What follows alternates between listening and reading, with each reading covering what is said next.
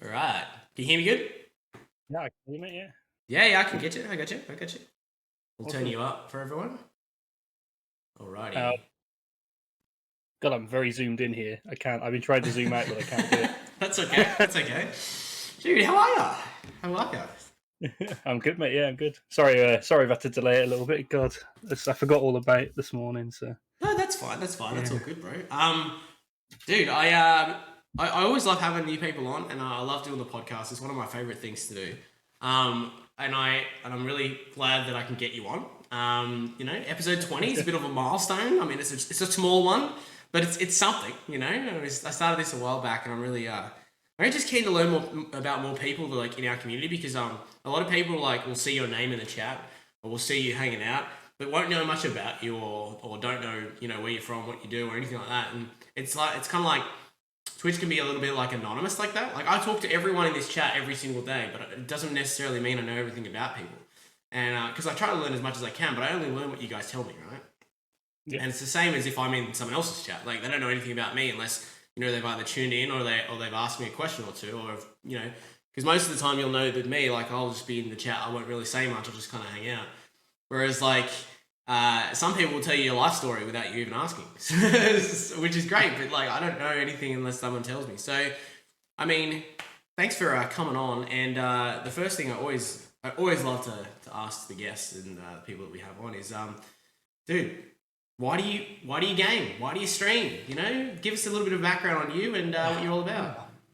So, why do I game? Well, I'd have to put it down to my uncle. He's I think he's like 8 or 9 years older than me. So he's always been that sort of like older brother figure, who he brought home the Mega Drive, the NES. He's like, look at this, play this. And the problem with him is, if you beat something that he's got, as I say, like what were we playing, Mario, I managed to like get further than him, and he kind of like, right, I can't play it now, you've done it.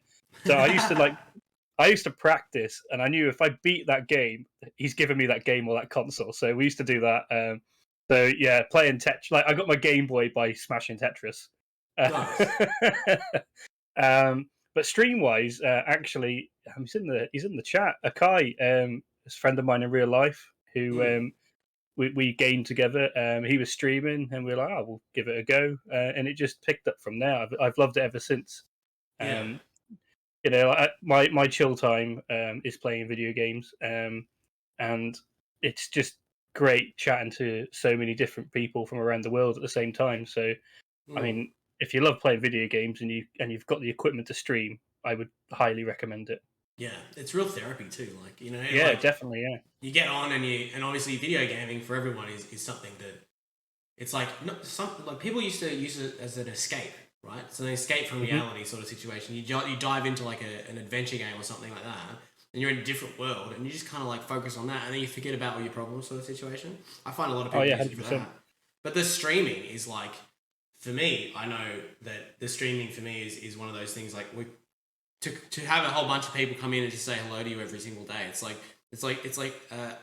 very MSN Messenger to me. Like, you know what I mean? Like, remember how you used to like you log on after school or whatever. ASL. Yeah, ASL, right? Remember that? Look, we're older, right? But remember we used to log on to that kind of stuff after school, even though you've talked to your mates all day. And you'll log on and you'll chat to them till like 2 a.m. or something, and then you'll see them at school the next day. But that was like it was just like a cool thing, like where you could just like communicate with people in a different format. Or if you're like me, it was the only time I chatted to the girls I found hot. Exactly. It's like you get out the courage. It's like you're behind a monitor now. It's like, hey, what's up? You're not going to go up to them at school and be like, hello, because it's going to be awkward as shit. Because then you're going to you're going to be embarrassed. Yeah. But I totally get that, dude. And that's the glory of Twitch too. Like, like we're doing what we really enjoy, which is gaming. Like, and now we can showcase it to other people who are also gamers, and like talk about the games we're playing with people who are of similar interests. Like, that's the glory of it. It's really fun. Well, I find. Yeah. No, yeah, exactly. I find it exactly the same. Yeah, it's you see. So I've played a few games that I probably would never have heard of if I hadn't seen other streamers play it. Yeah. Exactly. And I've gone on to love playing them games. So I love all different types of games. I like to try and play the sort of not so mainstream games if I can find them. And yeah, I've found so many people who do the same thing, who find these games from, I don't know where they pluck them out from, like, but they find these games and they go under the radar. And if I'm honest, some of these games have been the best games I've played in the year. Yeah. Well, what are the few of the ones you played? Death's Door, I absolutely love it. It's unreal. You play this little crow who's a reaper, and you basically go around to defeat these bosses to get their big souls to open the Death's Door. Right. The music is amazing, the artwork's amazing, and I think it was £15. I'm pretty sure it's around 15. It's about $15, 15 quid. It's and you get about 12 hours of gameplay out of it, so it's not a long game as well. So again, I try to look at I play games when I stream. I don't have much more time than that, so I try to look at games that I'm going to enjoy, but also have a sort of they're not going to be like 60, 70, 80 hours plus of gameplay content. I like to 40-hour game for me if I'm going to be streaming it. I think that's quite good because you can get it done in a couple of weeks. Without people getting a bit bored of watching it, because I mean I do understand people can get bored watching the same game over and over. So I get that. And like some games you worry about streaming.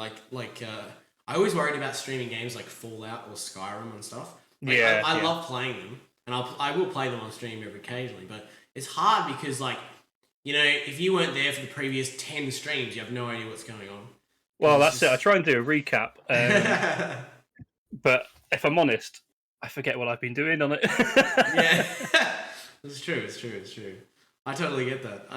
But it's like, but other games, like if you're playing like a competitive game, like FPS or something, like obviously that's the easy game to stream because it's quick and people can follow it pretty easily, especially if it's like you're playing like some sort of VR arena or something like that. It's just the games only last 5-10 minutes each. So you can just and anytime anyone just jumps in, it's easy to communicate with everyone, isn't it?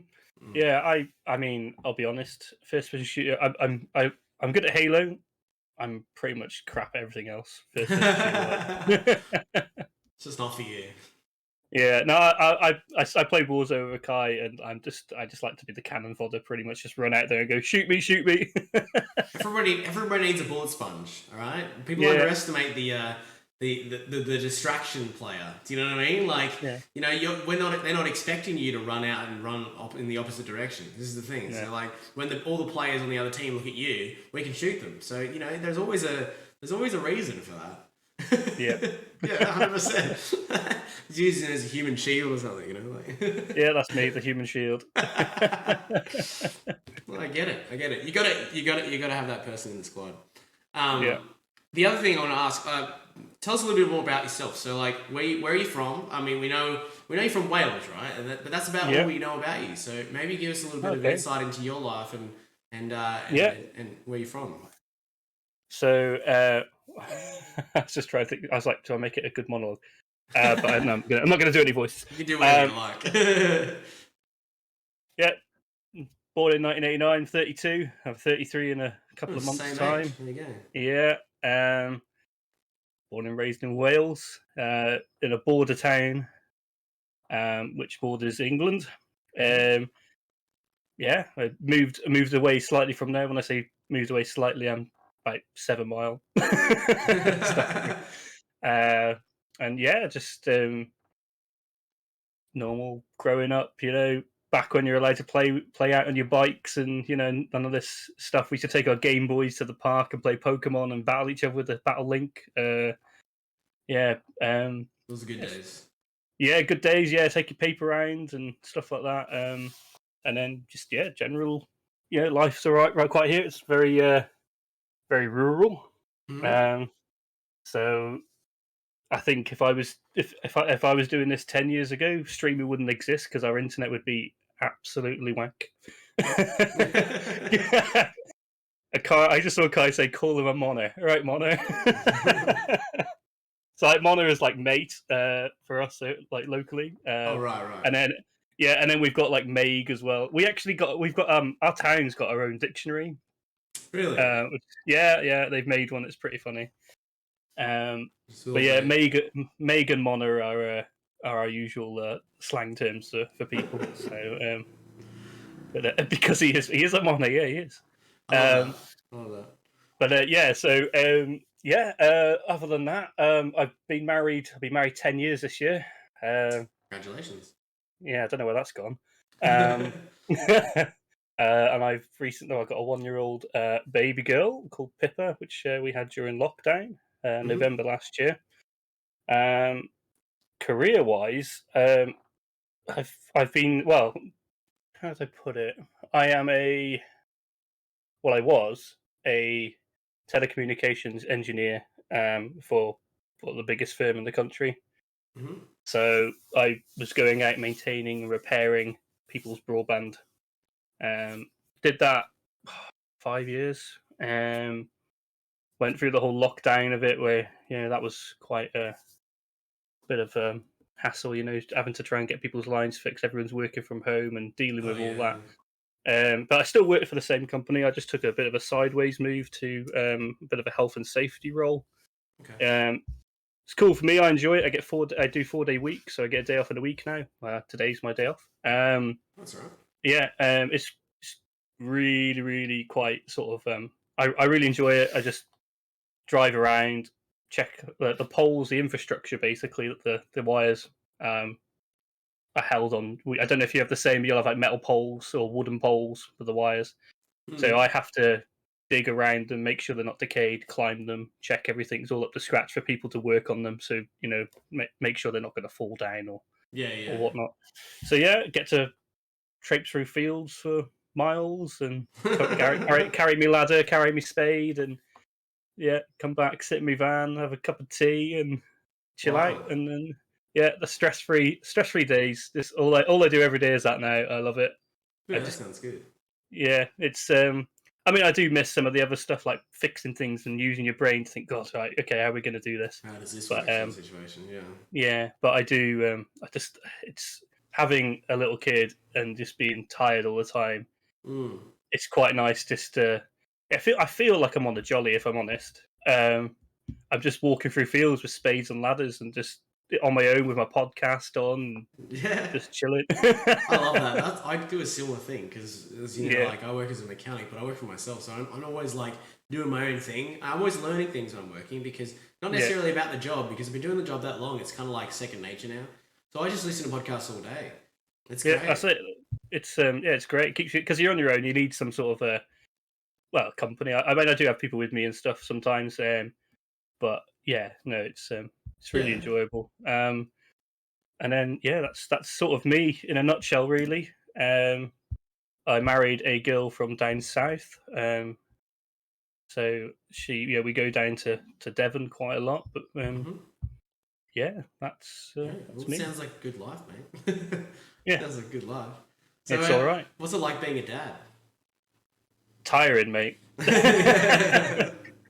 Like the first couple of months, probably say 8 months, we thought, God, what are people complaining about? This is great. Slept straight through. You feed, get up, do the change, put it back, and out like a light. And we're like, this is great. I was playing video games all day, pretty much. Yeah. And then after that 8 months, it's just been awake every couple hours, crying. Yeah. And then when she's awake, she's just this hyperactive. Like she definitely takes it from me because I used to be like that. This hyperactive, running around, just trying to push the boundaries. She's got her own little, she's just she just tests you. She knows she's doing it as well. We're like, don't do that, and she looks at you, and then she's kind of like looking at you, but still reaching out to touch the thing you said not to touch, and just smiling at you at the same time. Cheeky. But she's so cheeky. She's hard work, but I do love her. So, kids have got to challenge you. Right? Yeah, I think she'll be she loves every time she comes in here. She's actually popped into on my streams a few times that I've been streaming because she's just come through the door and has been shouting me.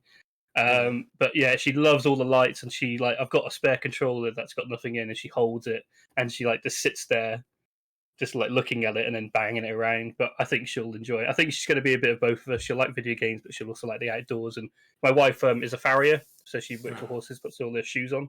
Oh, right. Quite a, yeah. I didn't believe her when she told me.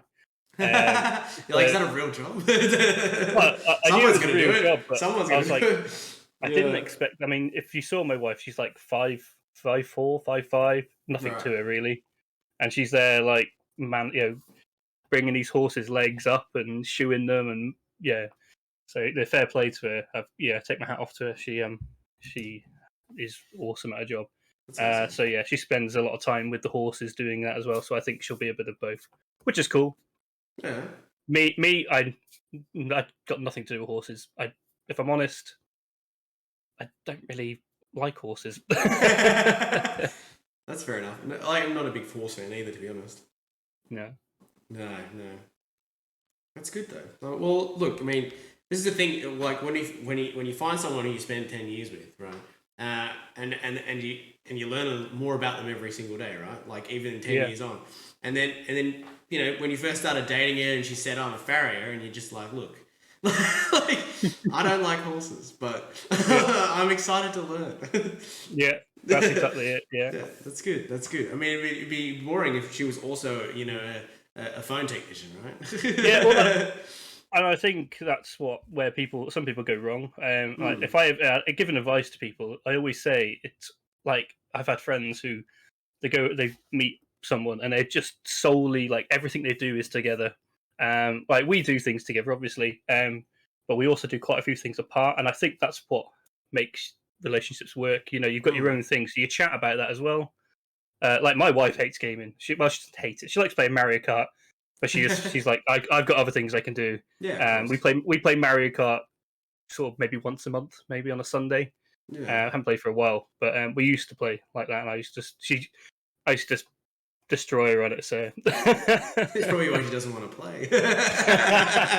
Just made her look like shit. It's just like you gotta try and catch up, Yeah. That's it. I get that. No, she understands that it's my sort of it's how I relax. It's how I chill out. So and like I say, I know I do that, and then she'll go and ride, and she plays polo and all this. I don't know all this stuff. So that's her stuff. So each to their own. You've all got to even the horse thing. Sounds exactly like my missus. Yeah. But no, that's it. That's my advice to people when they always say, you've been married quite a long time. How do you do it? That's it. Make sure you've got your own hobbies. I get that. It goes a long way. Yeah. And that makes sense. That makes a lot of sense, especially when it comes to relationships. Like I find a lot of people who I know, especially who have been together for a very long time, also do the same. Like they'll have their thing, and then the other person has their thing, and then they go and do those things. But they also come back together and do things together. So it's like a way of strengthening a relationship rather than breaking it apart. Like I'm not a relationship expert by any means. I mean, you know me. Yeah, you have more experience than me. But when I say that, I mean it makes sense to most people. I can imagine as well, like who are listening. Yeah. They're all like, oh yeah, no, 100%. That's how we stay together. That's how we're happy. Yeah, I get that too. I mean, we learned a little bit about you. That's exciting. Like, I mean, I didn't know any of these things. This is why we do this podcast, because like I can learn things that I didn't know about anyone. And I'm sure most people in the chat had no idea who you are. They see your name. Because you're here fairly often, which is a pleasure to have you, bro. It's always man. I'm obviously a little bit less now. You're streaming back to your normal time. I know, yeah. Well, it'll change up a bit every now and again. Yeah, weekends will be fine. I think, like I say, most of the time, if I've got signal, I tend to pop in and leave my phone in the van and let it run and just be a lurker. I'll say hello and stuff. But sometimes I'm just in the middle of nowhere. Yeah, 100%. Well, doing the whole UK hours streaming was actually really enjoyable for me. That's sort of like. Yeah. And I really, you notice too with the time differences and stuff, like we had so many more people like who were able to come into the stream and hang out like during those times, because we have a lot of people in those time zones. So it was actually it's very enjoyable to get to know people a little bit more that I don't usually see like most days. So like it's funny to know that of all the people that are in this stream, the least amount of people, or the demographic that's here the least, you'll actually be surprised, is Australians. I don't have as many Australians in my chat as most people might think. So being an Australian streamer, the majority of people in this chat are from the UK. The majority of people are from the UK or east coast of the US, which is weird because the time zones don't really fucking make sense, right? So, but for me, I thought to myself, okay, how do I change it up a little bit to cater more to the people who are always here, and make it easier for them to watch. So what I did was the whole 3 weeks or 2 weeks, whatever it was, where I was streaming UK times, which is me overnight. So I'd start streaming now, and I'd end at 8 in the morning for me, you know. Yeah. And then I sleep. I mean, I'd be falling asleep, but yeah. Yeah, this is the thing. That's off to you. I just reversed my sleep pattern. So basically, I just sleep 11 a.m. till 6 p.m. and then just get on again and just continue doing it, which is fine for me. I'm not exactly one to sleep much, but it was an enjoyable experience. And I think what will happen is, what I'm trying to organise is that with the business side of things, I'm going to be working Monday, Tuesday, Wednesday, and then I'm actually going to just flip my schedules for the rest of the week. So what I'm going to try and do is because the streaming for me is going to be something in the future. By the end of this year, I really want to be doing this full time. This is my goal. I have long-term goals always. I never have a short-term goal. I'm not the kind of person that will pick up and be like, tomorrow I'm going to be a full-time streamer. This is not how I operate. I always have long-term goals. Okay. Yeah. Because I'm especially when I first formed the business, I was like, I'm not going to make a profit for a year. There's no and if I don't, that's fine. Okay, because I plan on doing that. I'm investing money in this, and I'm going to make this work. And in a year's time, I'm going to see how I'm going. I always plan things well in advance of what they are, because I think it's important to do that. Because because obviously, as you know, in a world where people can't wait for shit, where they don't have the patience to sit, for 5 minutes, if they don't get instant gratification on something, it's they're out of here kind of thing. I think people need to learn that kind of patience. When we were kids, everything took time. There was we weren't in a rush because we couldn't physically be in one. No. Everything is slow, and everything was a grind. Waiting for your favorite TV show at night. You couldn't. Yeah. There was nothing such thing as on-demand TV when we were kids. And if you were late by 5 minutes, that was it. You're like, That's what I mean. When's the rerun? Oh, the rerun's at 4 in the morning. So you got to try and set your VCR to record at 4 in the morning. That's what I mean. And then you miss it. You miss it. This is the thing. And then so even when we wanted to use the internet, mate, you can't use the phone. You have to dial that shit up. You know what I mean? Just stuff like that. Everything like that is a little bit different. As to now, where you can literally just log on and watch whatever you want at whatever time, at any demand. If you go onto Twitch at any point in time, somebody will be on that you can go and watch. Definitely. And this is the thing, the instant gratification thing that people have now, it just didn't exist back then. So no. The glory of patience is what I'm saying. So somebody who has long-term goals seems kind of far-fetched to most people. They're like, oh, wait, it's you're going to be doing that in a year's time? That's a long fucking time. You know what I mean? It's not that long. It's actually not that long. If you really plan in the grand scheme of things. Do you know what I mean? Yeah, no, exactly. I'm the same. I like to set some short-term goals. Just because I think you in life, it's always good to sort of. I try to do sort of quarterly goals, really. What am I wanting to do? What am I wanting to achieve? At the moment, generally, it's just playing games. I want to finish this game by this time, or okay, or right, I need this much save because we're doing this or whatever. Yeah. It's just I always like to set. I have a quarterly goal, and then I have a yearly goal. I've done it with streaming this year, so. I've been streaming. I think I think it was 8 months. So it'd be 9 months in total after being affiliate. So I can't believe it's been 8 months already. It's flown by. Yeah. So I'm like pushing 700 followers at the moment. So my goal, which I think I'll probably hit, looking at the trajectory of how I've accumulated my followers, I should probably hit that by March. Yeah. So that's one of my goals, is 1,000 followers. And then I've got trying to get the Twitch to 500. Quite an easy one, I think. I'm like 350 something anyway. And then, but the big goal I set myself, because I'm terrible at it, is content creation. I don't go back and clip stuff. No, So I'm yeah, pretty bad for that. I see, and I think that's the difference between if you're looking. I mean, for me, I'll be honest. Am I looking to do this full time? Probably not. I love my job.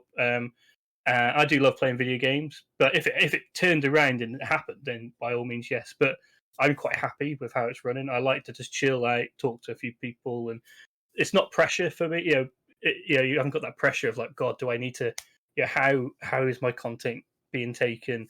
I need to do this today because I've got thousands of people depending on my content that follow me and stuff like that.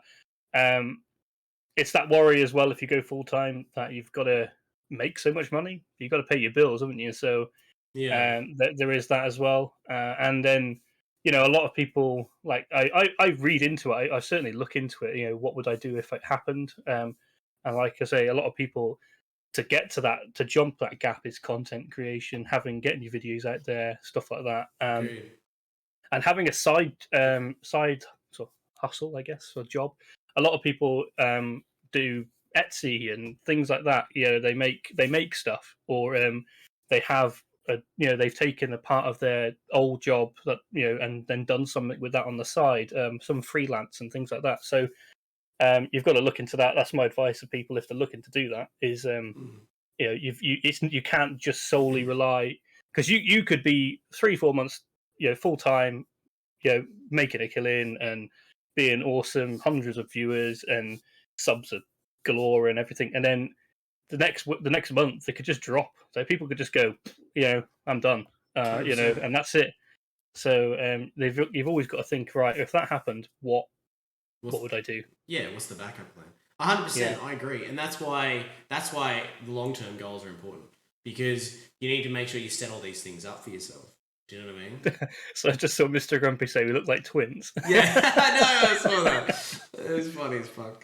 Ad's got more hair and more beard than me, so yeah, I'm just a hairy motherfucker. I have to keep mine trimmed because my kid likes pulling mine. So oh shit, yeah, that's I don't need to take that into consideration. You know what I mean? Yeah, with the content creation, this is the catch-22 that everyone has, right? Is that you don't have time.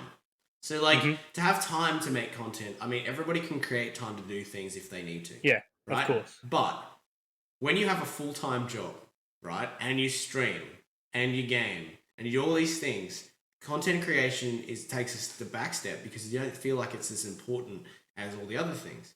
Now, what people don't realize, and what I'm starting to realize, because I'm very slack with the content creation as well. Like, I have a lot of different platforms for this, but I don't use them as much. I've started using them more because I said to myself, okay, maybe I do 1 less stream a week, or maybe I do 2 less streams a week, and I take some extra time, and maybe I pile more jobs onto one day and take a half day another day, so I can have time to do all that, which is what I've started doing more of.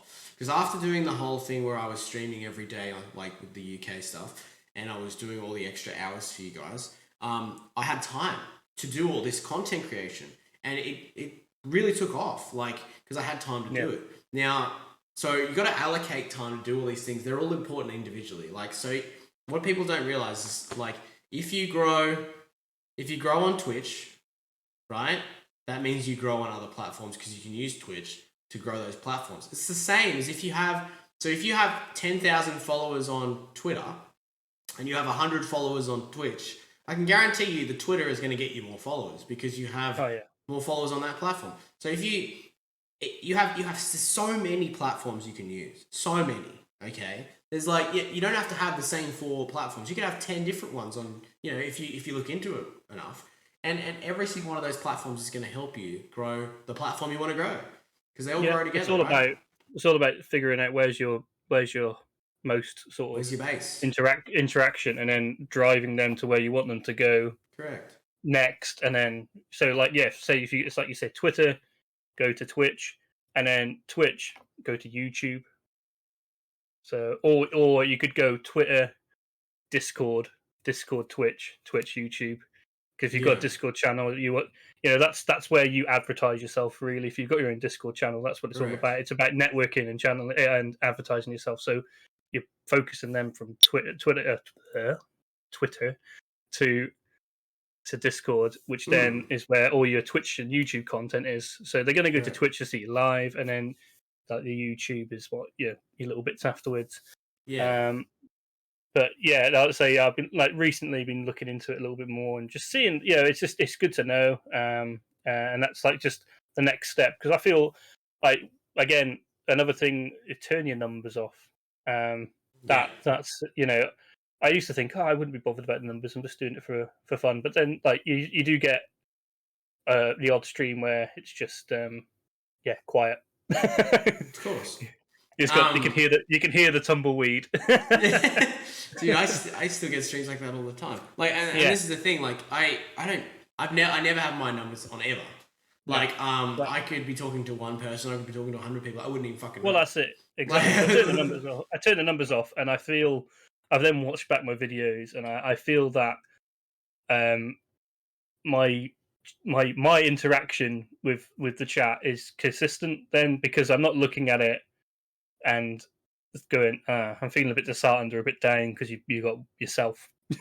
Yeah. So you just keep on consistently keeping at your level of interaction where you think you've got 10, maybe more. Sakai, Expand is the next one. Expand is great. I love it. And Hover as well. But yeah, without the numbers, I was streaming last night and I was just chatting, and you kind of get kind of how it's going. If your chat is constant, you've got a few in there, and then I have to turn. I can't know why I turned it on. Someone was asking me for something, and I just clicked the button, and I was like at 15. I was like, oh, there you go, I'm at 15. I didn't even know that. I was thinking 5 maybe, but there are people coming in and out. You got the lurkers as usual, so but yeah. It's great, and that's the thing now. I'm at that sort of, I'm a 10 average, so it's great. I mean, I when I first started, I was like, "Who's going to want to watch me play games?" Yeah. And now I've got a consistency of 10 people, on a month who are watching me, which is amazing. And then that's the thing now. It's like, right, I'm at that level. What is the next part? And the next thing is your content. So I'm trying to make little clips. I'm terrible. They say. I actually remembered last night. On my stream, I was just chatting, playing. And I was like, "Oh, that's not." I was playing Ghost of Tsushima. I've never played it before. That game sucks. It's so hard. Is it? I'm really enjoying it. But I was just like running. I was like, "Oh, that doesn't look like a far." There was like a little hill. I just jumped off the hill, being stupid. I was like, I can't be bothered just to like. I just ran and pressed the jump button, landed, just died. I had to start back again about half an hour worth of gameplay. Oh, it's so frustrating. That game it frustrates the shit out of me. I've watched people play it. It's frustrating to watch too. Yeah, but then that's a clip there. So I was like, right, I've clipped that. Yeah.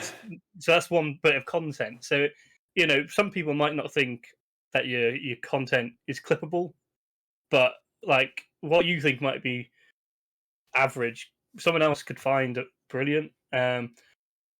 I don't even know. I haven't even looked. I don't think it's kicked off because it's just a jump fail. But it's something out there, and if that brings someone over, then great. Mate, this is the thing. Like when it comes to that kind of stuff, like I always found you have to find the clips that are going to work for you. So like a lot of my mates, Warzone streamers, right? And they're sole Warzone streamers. That's what they do. So a Warzone clip is going to do them a lot. So if they find a content clip and they put it up on all their platforms and they get a certain amount of people and likes and all that kind of stuff, that's really good for their content because that's what they do, right? Mm-hmm. You'll notice if you go through, the best way to gauge what your community likes to see and the best way to gauge what content they want to see extra, look through what people clip, right, in your channel. It's probably not gameplay. You know what I mean? No. Like for me, if you look through the clips in my channel, it's all me just being an idiot. Like every single clip that I get is not a game clip. No game, like there is game clips, right, of me like doing weird shit, but it's mostly me being an idiot. And like so, my TikTok and my Instagram and all this kind of stuff reflects that. So like you won't see many like Warzone headshots clips like in my content creation. It's mostly me just being silly. And that's just me. Yeah. That's just what works for me. But it might not be the same for you. It's different. Yeah. Well, that's so like for me when obviously Akai introduced you, he gifted his sub that he wanted to my channel, which is amazing. Yeah. Again, thank you very much. And and then you guys are checking me out, and I was like, right, I'm going to come over. And I think for like the first few streams, you didn't play a video game at all. But I was like, this is great. This guy is fire. I'm enjoying this. I'm having a laugh. And that sort of drew me in. And like I say, yeah, your clips are.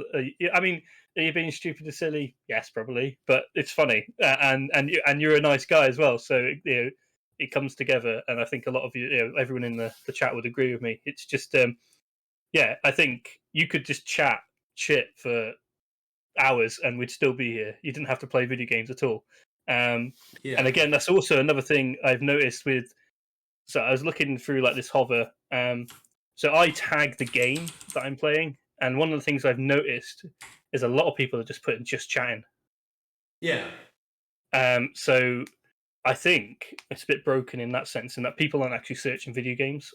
So they're just all the main. They are clips of gaming, but they've obviously because they're talking or something's happened at the same time. They're just putting just chatting. And that's what's blowing it up for them because everyone's just doing just chatting. Well, it's the biggest channel on the platform. Yeah, so that's what I'll probably look at if I'm. One of my things I would probably say. Maybe people have already realised, but I've noticed that if I'm going to put any content on there now, and it's a clip of me reacting to something, I'm just going to put just chatting. I'm not going to put the video game I was playing. And see the difference. Like my highest rated clip is a Warzone clip, and it was just luck. It's the only Warzone clip on there where I've dropped into rebirth after being killed, and I saw someone grab the knife off the floor and just hit him with it. But yeah, like I say, everything is clippable. It's just knowing. Like for me, yeah, I just don't go back enough to do it. I'm too chill, I think. So my reactions are a bit. I'm just like, that was cool.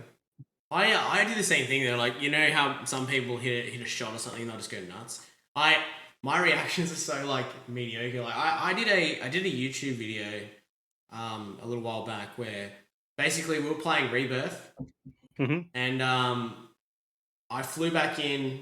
It was I'll play it to you guys later, but it was basically it's about a 5-6 minute video. I flew back into Rebirth and I was the last one on my team, and Rebirth was disabled. And I was flying back in, no guns, no nothing, and it was a 1v6 or a 1v7 or something like that, and I won the game, right? Just by like picking up other people's shit and like killing people for their guns, and like I just ran around like and I won. And when I won the game, my reaction was like, yeah, good. Like, you know what I mean? Like it wasn't like, oh my god, I can't believe it. It was like my reaction was literally like, good game, guys. Like just like and I was just like. And people you just clutched the fuck out of that game, and then I was like 5v1 the whole fucking game, and people are just like, and I'm just like, GG guys, like that's all I said. I didn't go, suck it, let's go, like that kind of thing. I was just like, GG, and everyone was just like in the chat was just blowing up, and like like they're just like, oh my god, like, and I'm like, dude, my reaction's so soft, like, and I should have been like. If I was thinking, I never think content creation. I just think I'm playing a game. Like, you know what I mean? That's the funny. It's all in the moment for me. You know what I mean? Things happen in here, and I just react to them however I feel is the appropriate way that I would normally react to things. I don't think to myself, oh, I could blow up and make this more dramatic than it is to try and like make a clip out of it. No, that's not how I am. I can't fake it. This is the thing. I'm too honest. And my other thing is. I'm too old. Well, I feel too old. I have no idea how to fucking work TikTok.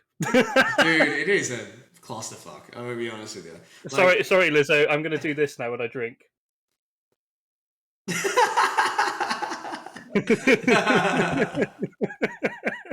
Well, technically, there's a lot of branded things lying around. Like, so I mean, like, you could get in trouble for a lot of things, but, but I don't think that's gonna matter. I mean, I've got the sneak in the background if they want to sponsor me. Yes. Secret Labs, like whenever you're ready, like we'll take that. We'll take that 15%. Like, I'm happy. I'll take 5. Yeah. It's like we'll split it up and we'll just have a good time with it. Want a chair? Buy Secret Labs. Which one have you got? Have you got the Titan or the Omega? I've got the Omega. Yeah, same. I love this. These chairs are awesome. Yeah. They're so comfy. That's why I'm able to sit here for this long, Yeah, that's exactly it. Yeah, I like the little back, is it like the lumbar cushion? Oh, yeah. Got one of them. Yeah, I love that. Yeah. I sometimes, just I do get a numb bum sometimes, or numb cheek. Yeah. I used to be like for ages, but it just didn't quite work out. Like it's because I have a terrible back as it is. So this is like that's same for me. I sit at the disc, so like my right hip is a bit dodge, so I have to raise it sometimes with a cushion just to. God, we're 32. We're talking like we're 65. No, you know what it is? We're 32. We're talking like we're tradies. That's what it is. Like tradies are all the same. Like every single one of my mates who is in a trade, whether it be plumbing, mechanics, electrical, whatever it might be, they've all got fucked backs because none of them. When we were younger and we were apprentices, we were idiots. We didn't do anything to save ourselves, and now we're paying for it. I don't think safe lifting came in until about 10 years ago. Not at all. Not at all. OH&S wasn't a thing when we started. Yeah. You got this like 75 kg box. You're like, I'll pick that up. I'll pick that up and I'll twist while I pick it up. You know what I mean? Like, fucking, I used to lift gearboxes out of cars by myself. Yeah. Now then boxes say like two or more people recommended for this lift. You're like 40 kilos. I can lift 40 kilos. Like, just like, you know what I mean? It's like you're pulling a gearbox out and they're like, and as an 18, 19-year-old, right? You're just sitting thinking to yourself, mate, I can bench this at the gym. I'll be fine. Like, I'll just lift it out and fuck it. And if I drop it, that's going to suck, but I'll deal with the consequences later. And then the amount of times I've lifted things incorrectly and I knew I was doing it, which is even worse, right? So like, it's not, you're not even lifting it and knowing. Like, you don't know, you know what I mean? Like, how people do things and they're like, oh, I didn't know that, We knew. We knew it was bad. We did it anyway. Like, we're like, do I wait for the other guy to come over and after he's finished what he's doing and give it another 5 minutes, or just get this done now because I'm fucking busy and I want to get it done? Like, we didn't think, anything of it. Like, lifting a tire off a car, like a four-wheel drive tire off a car, is like, you can understand how heavy those fucking things are. How am I going to lift it back up onto the brake? Or just flip it up on my leg.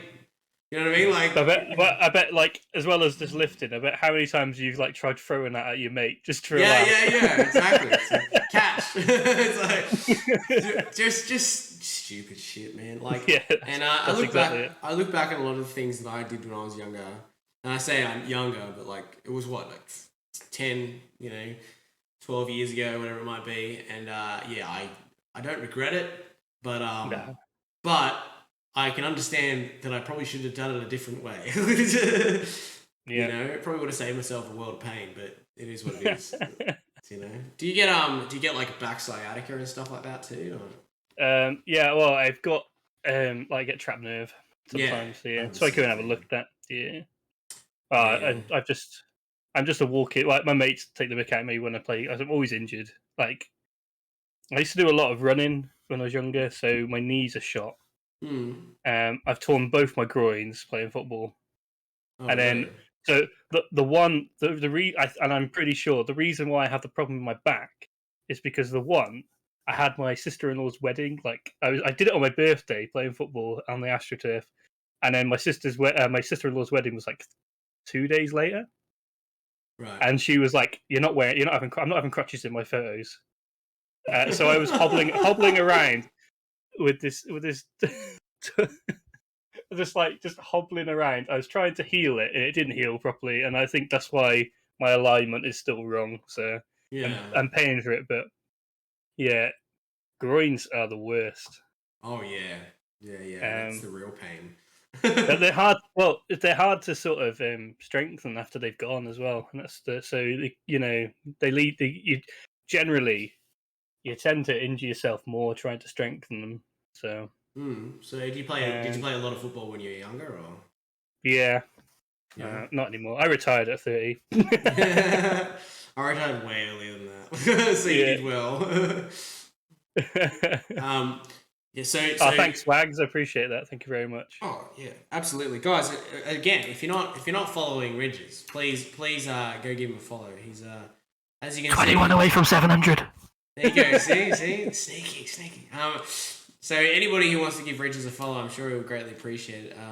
We are talking with him today and having a good time doing so. So yeah, if you want to check out his content, go for it. I think we haven't even got onto the stuff that sort of got us chatting even more, which is wrestling. And I know. Like I said, the podcast is just all about just chatting and just getting to know people. And look, like we could talk wrestling for fucking 10 years. I mean, that would be the easy solution. But it was just I just want to make sure everybody knows like who you are and what you're all about. Yeah, the Kai, biggest troll ever. Love him. He's great. It's great seeing senior citizens bonding. It's so true. Oh, love it. Akai's sort of like the reason I met you in the first place, which is great. Yeah. So Akai, I won't say his real name, but we're from the same place. Yeah. Pretty much. He's a few years younger than me, but we've got like a bunch of friends who like.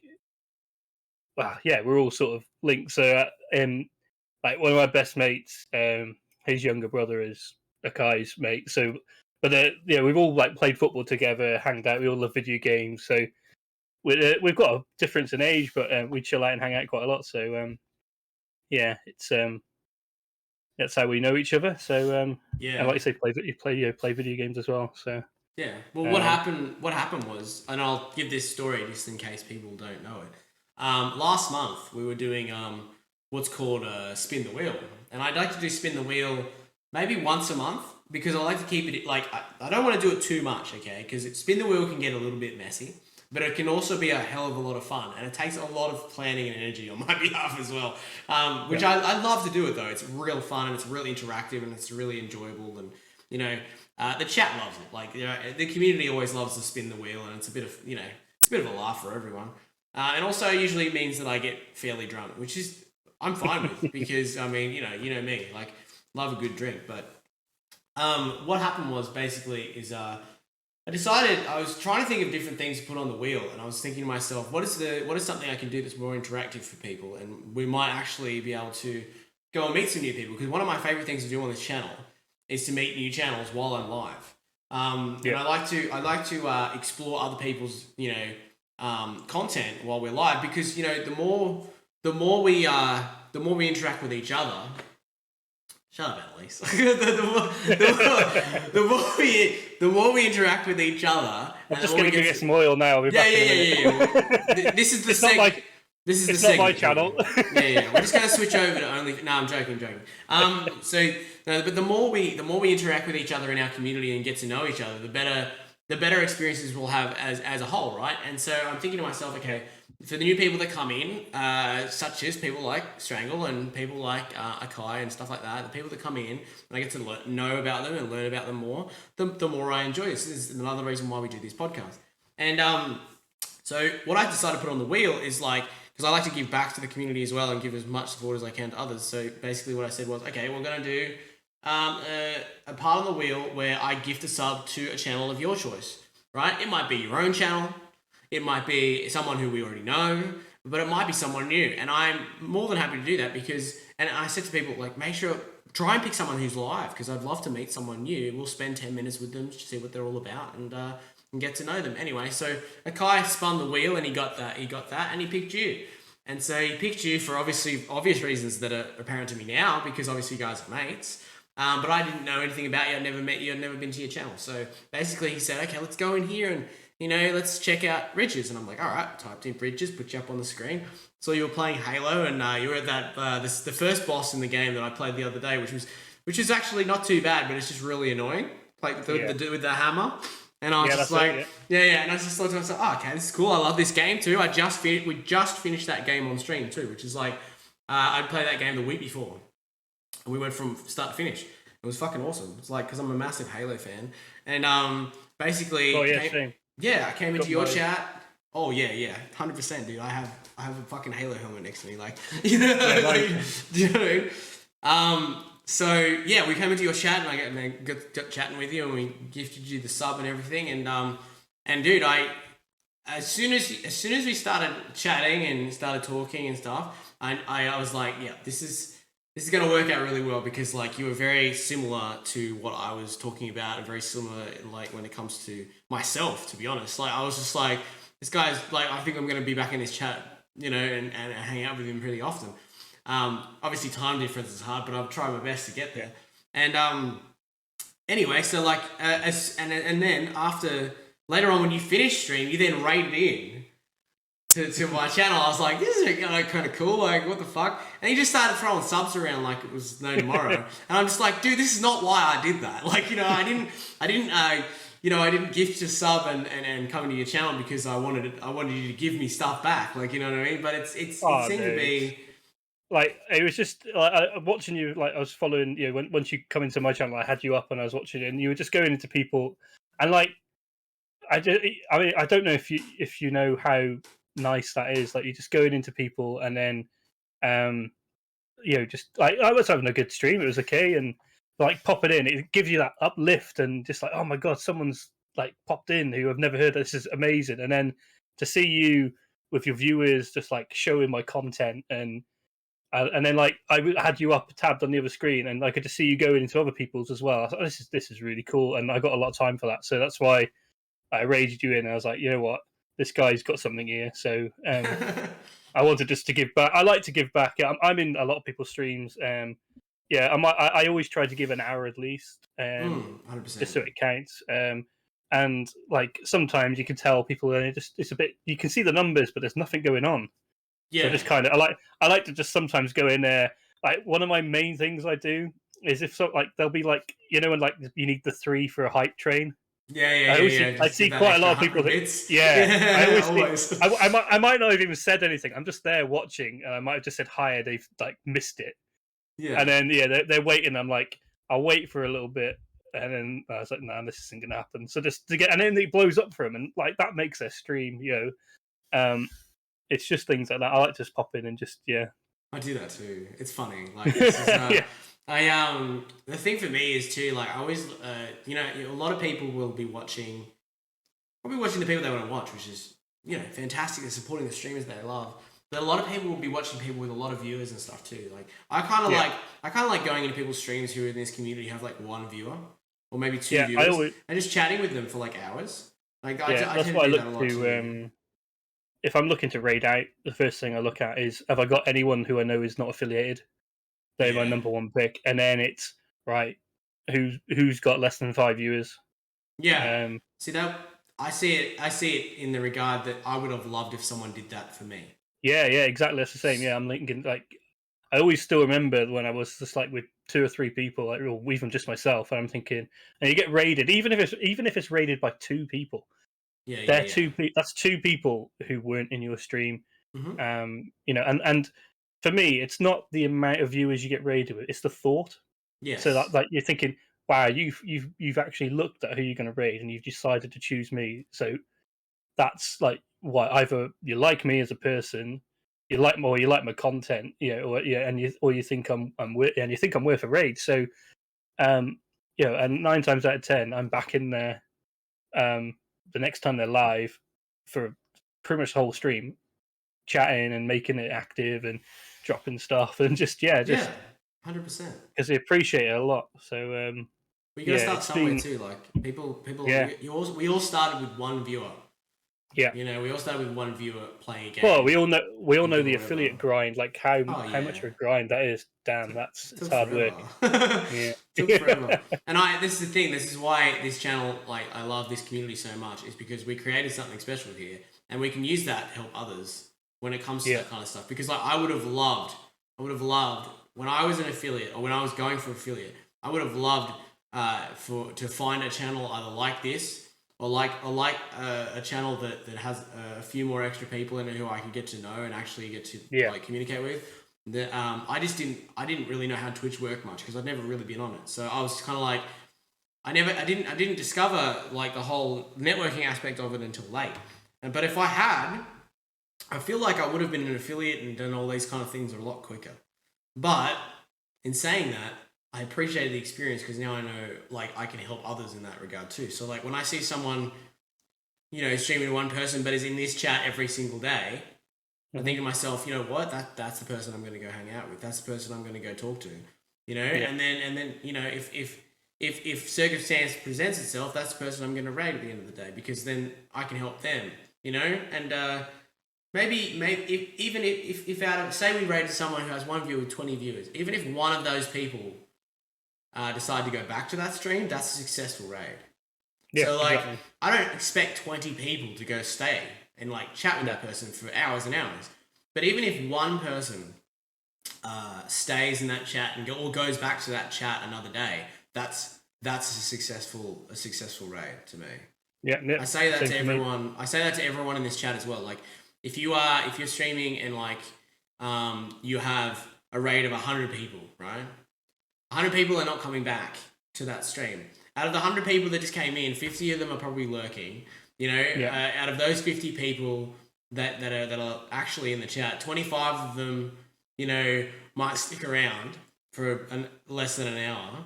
Out of those 25 people, maybe 5 people will follow you, and maybe we get one host. And out of those 5 people to follow you, maybe 1 or 2 of them will come back another day. So you've got to remember that when you get a big raid, don't panic, don't freak out, don't go fucking crazy and try and keep them there. They're not going to stay. If they're going to stay, they're going to stay. But if they don't stay, they don't. People will either...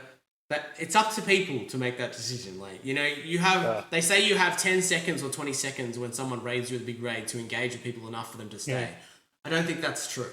Because I think more the fact is just be you. Just continue to do what you were doing prior, and then and don't panic about it. Because you know what? Like, unless you get raided with fucking 10,000 people, which is obviously you're going to panic because you're like, oh, what the fuck is going on here?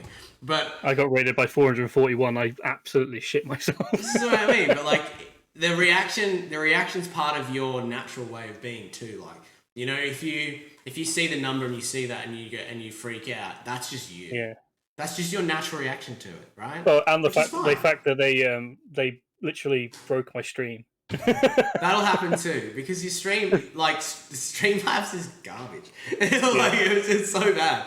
Like, I understand that too. Like the command stuff and that.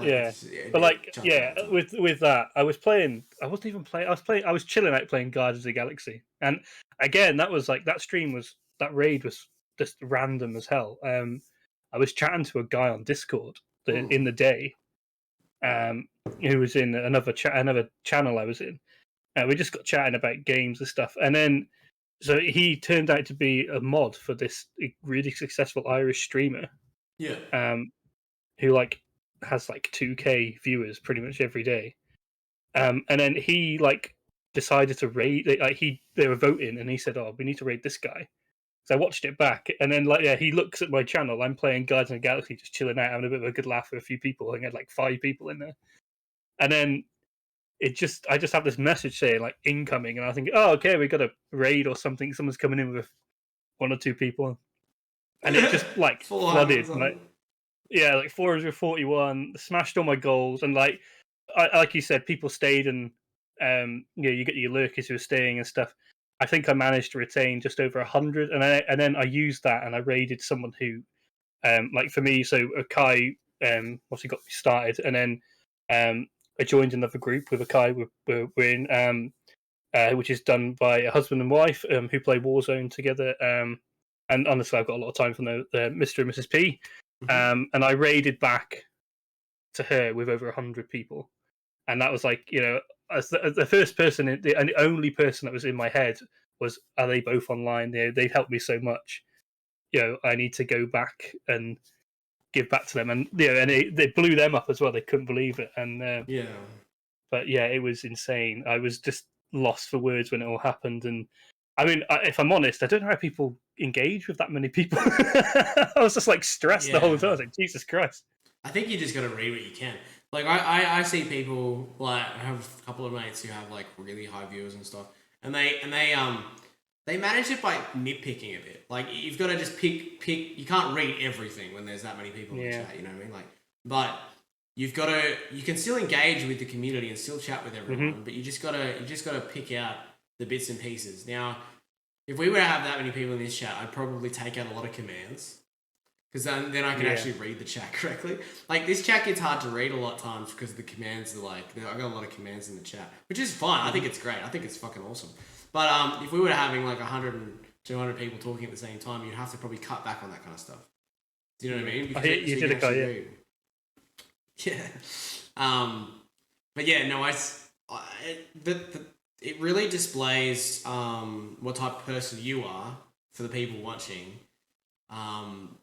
Just, you know, how humble you are, because that's what drew me to come back to your stream as well, because you're a very humble person. I'm going to blow you up a little bit here, so just fucking bear with me.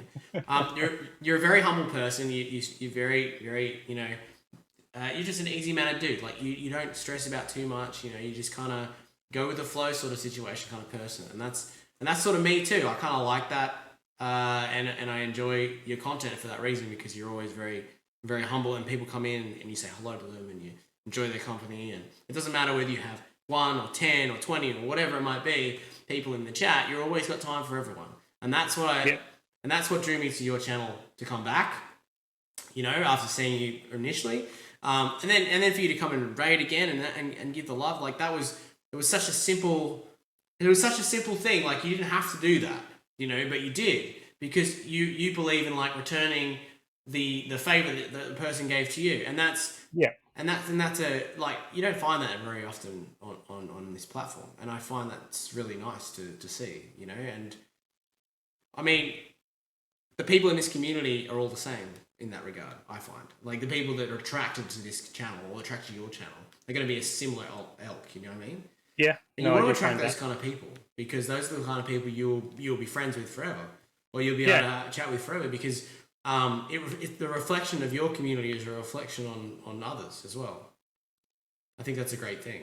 It really is. So hat off to you, bro. Like, you'll go far just because of that. Just because of that. I appreciate it. Yeah, because of the way you know, operate yourself. You know, take the gas or don't. But I got to give it, because I believe it, bro. You know, thank you. I'm I do work hard on. I always try and make like, if you saw my beginning streams, they're like, I mean, you'll see how vastly it's changed. Some of my clips, I love working on like just graphics and stuff. So yeah, I try and make. I think I just keep, like, people that come in and say like, how long have you been streaming? I'm like, a couple of months. They're like, oh god, it looks sick. And I was like, a lot of people come in, they think as well, like, for some reason I'm like this top streamer. I'm not really. I just like working on my graphics. It's the illusion of grandeur. I'm actually getting a new logo. It's currently in production, so that's going to be cool. Very nice. You're gonna have to post that in the Discord, surely. Yeah, I will when it's finished. It's just some. So I don't know if you've seen. Well, my face, my cartoon face, the guy that's doing my logo for me. Trying to sort of streamline. I've gone, like, I started off with Warzone, and that was it. But like, I've now gone to what I'm really enjoying, which is just playing adventure games, a couple of first-person shooters. So I'm fake it till you make it. But but no, I'm now going over to that, like, fully. So I'm embracing all the stuff I like. So I'll just give you a bit of a. It's going to be me, very similar to my other badge, but there's going to be a couple of hidden items around, on my body, or on the picture of some of my favorite games. So nice. Very Nintendo based. We all started. I love Nintendo. I absolutely love it. Yeah, well, I've got my jungle Nintendo just here, the 64. Actually, right, if we're on that, I bought myself something for Christmas. I haven't got it out yet, but it's here. Show us. It's still in the wrapper.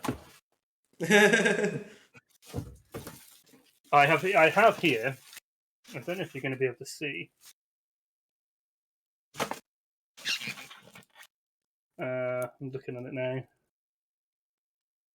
So I have an original NES. It is too. With I've got Super Mario 1, Super Mario 3, and Teenage Mutant Ninja Turtles. Oh, nice. That was my Christmas present to myself. I'm gonna get that on the shelf. Love that. I'm really looking. But yeah, I'm into this. Like, if you look at the shelf behind me, I've got so much stuff on here. Is that a holographic Charizard you've got there?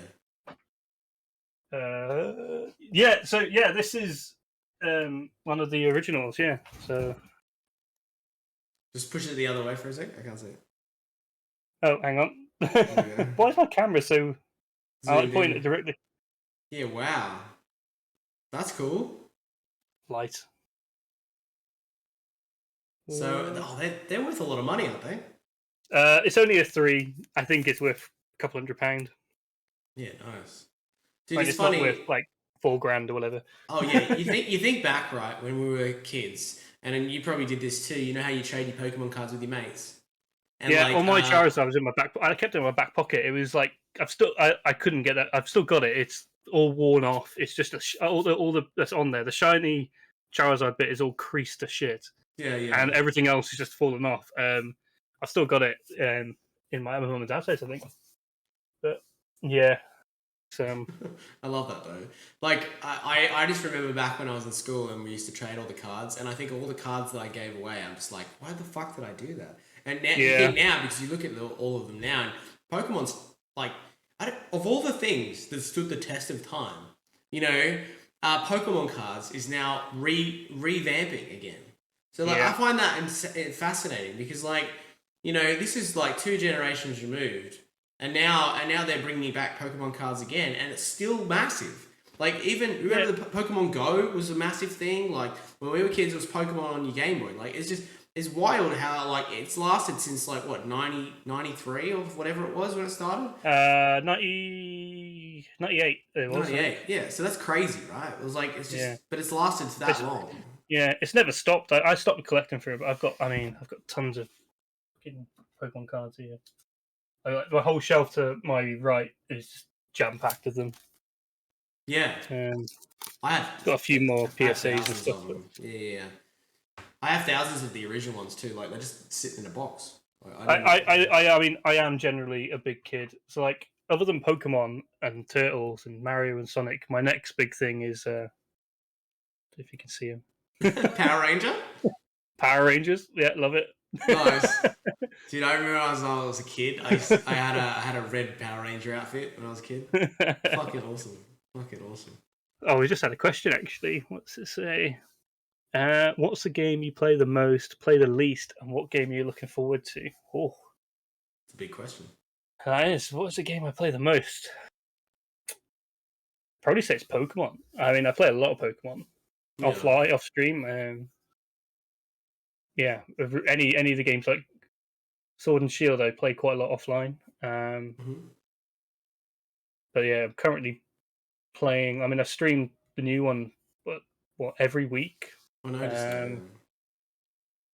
And then, do I play the least? God. And I'm just looking at my games I've got on the shelf that haven't even been opened. Yeah. Do I play the least? I probably don't. I mean, it probably Warzone now. If I think about games I used to play that I don't play the least, I don't really play Warzone anymore. I just don't like the new stuff, if I'm honest. Oh yeah, I agree. It's a bit of a waste and then I'm looking forward to quite a few games. I mean, in this first few months, so you've got the new Pokemon at the end of the month, Arceus, set 28th. Okay. That's why I'm trying to finish this current Pokemon, because I want to play that on the stream. I don't want to over Pokemon everything. Yeah. And then I've got Horizon, the Forbidden West, because the first one was amazing. She got pre-ordered. I've got Dying Light 2 as well, so I do like the odd horror zombie game. So I'll be streaming that, and that'll be. I bought that on PC. I have a PC, but I don't.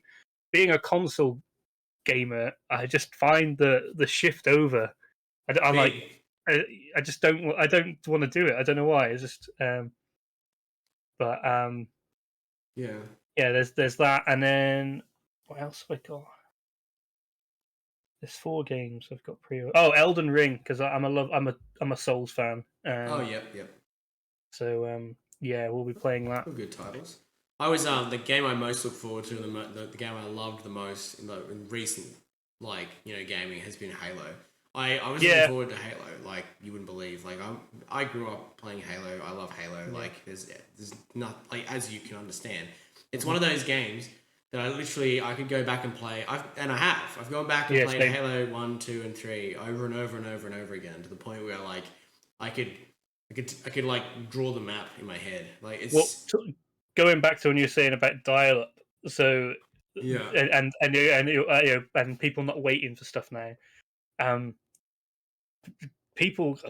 Kids of this generation will never understand the frustration of playing Halo 2 online with a dial-up internet connection. Oh mate, when your mum picks up the phone to ring your nan, and you don't know the time, when you're halfway through a battle and it just dies flat on its ass, so you're just like, oh dude, and like you know what game I used to play a lot of? GTA 3. Oh yeah, right. So another one again. So like again, it was. So we used to have sleepovers. Like my mate, I'd go to my mate's house. He'd come to mine, and we would just play GTA 3. We'd take it in turns till you die. Yeah. Like just all to like, we used to play till like 6, 7 in the morning. Just because it like, well, how old? I mean, we weren't that old then, were we really? So we were still in school. So, but yeah, and Vice City. I'm reluctant to play the remaster they've done, just because I don't want to ruin it. I look like it hasn't aged well, but that game is unreal. It's great. Vice City. It's so good. I always enjoyed playing that, and it was one of those games too that like the storyline was really good too. Like it was just it was interactive enough for like the time. Like it wasn't a game around like it. I don't think. Yeah. I think it was Did you ever get oh god, it's gone straight in my head now. What's it called?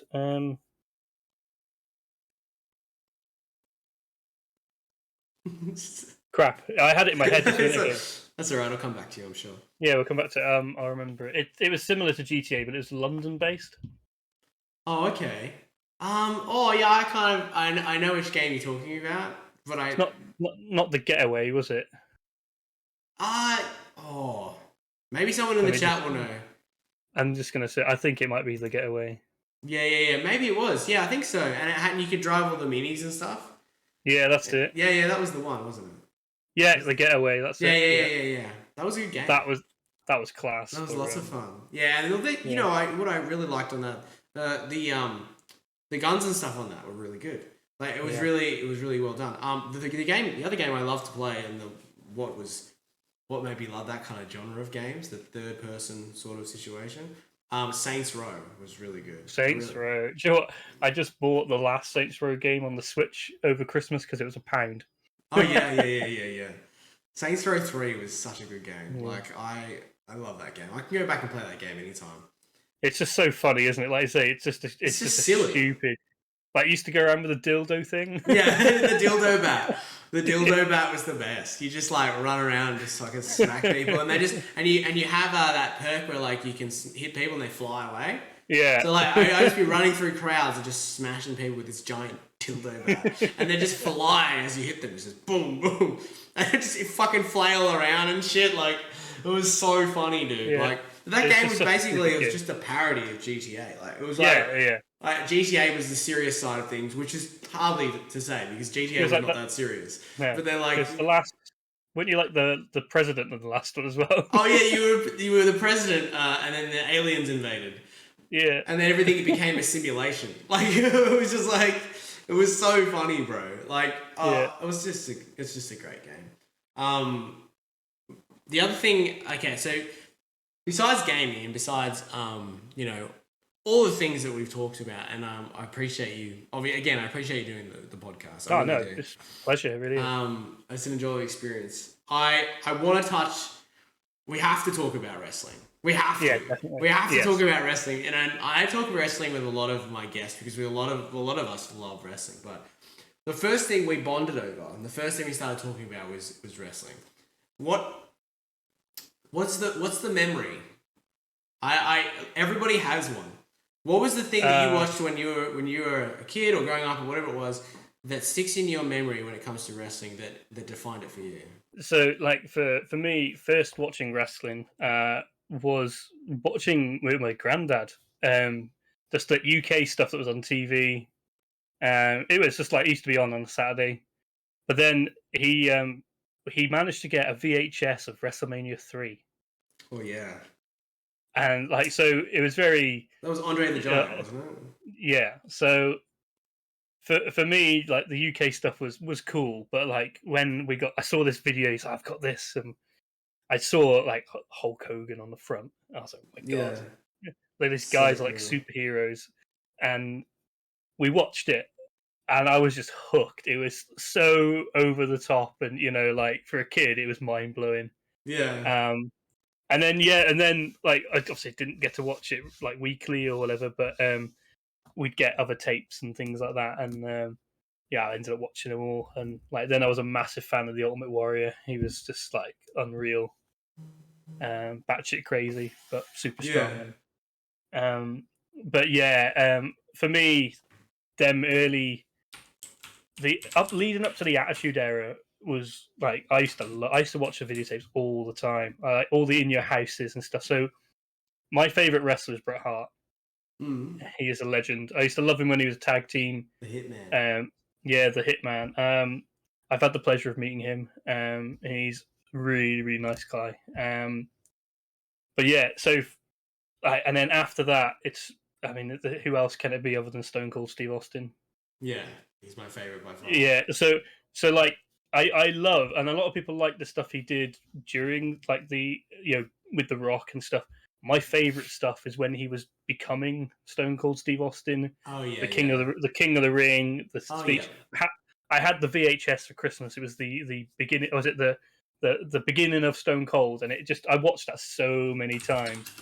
Of just him all the bits leading up to it, beating Jake the Snake, talking about all that, and then like his feuds with Bret Hart were just amazing. I'll get it out here because it still hasn't gone up in the loft space. So this is when I met Bret. November? No, first week. Yeah, end of November this year, last year. So I've got the chair. Did I show you the chair? I've got the WrestleMania 13 chair from the event, and I've got signed now. But I've also got this poster. So, I love this kind of stuff. Hey. Oh my god, that's awesome. So he signed it there for me. But yeah, it's the full. It's really cool. Oh, sick. So I mean, the chances of meeting Stone Cold are pretty slim, but if I ever get the chance, it's there. Stunning Steve Austin. That's it. Stunning Steve with $1 million belt. Dude, I love that. I love that so much. But yeah, I mean, just to my left, Tom knows, or Kai. Sorry, Kai. Because some of our mates always like to rip me. There's a bit of a meme sort of thing going on in our group chat of me with my tag team titles.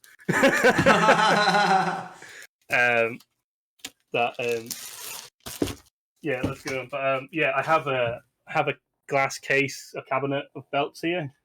I'll just get you out this. Guys, thank you for the raids. I appreciate it. The best belt ever. That's so cool. It's the original World Heavyweight Championship. Yeah, I've got it signed by. I try and get it signed by people who have held it. So what have we got? So yeah, Bret Hart's there. I can see myself. God. And then who's that there? I'm trying to look at the camera myself. Whose signature is that? Oh, that's Kevin Nash. Diesel. Right. Yeah, Diesel, yeah. But he signed it as Kevin Nash, which is a bit annoying. And then the one and only... The NWO. Ric Flair. Oh my god. Dude, that's going to be worth a shit ton of money. And then I've got I've got Psycho Sid. Yeah, wow. And I know he, like, if you look at the records, he didn't he hadn't held the belt, but he Mm-hmm. he paid for it. If you remember the storyline, he bought it off Andre the Giant, Yeah, Ted DiBiase. So the original. yeah. I love that. That's yeah.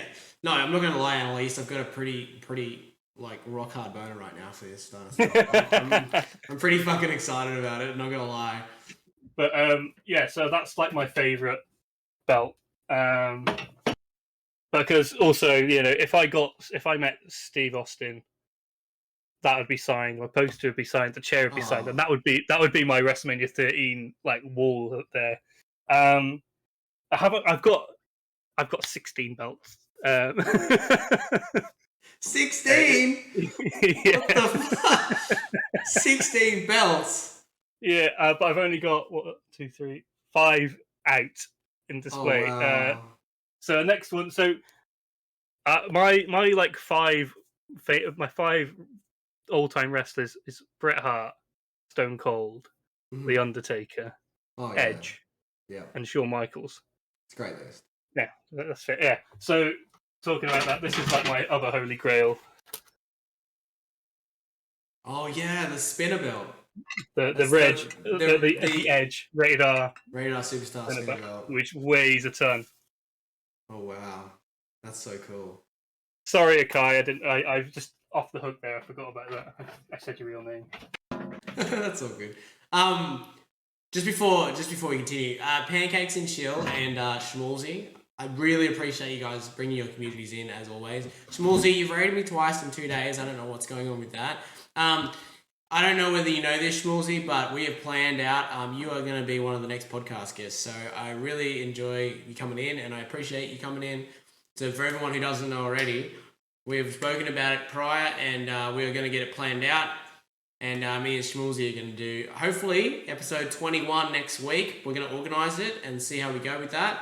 But yeah, thank you for bringing the communities in, and thank you for the raids, dude. I really, really appreciate it.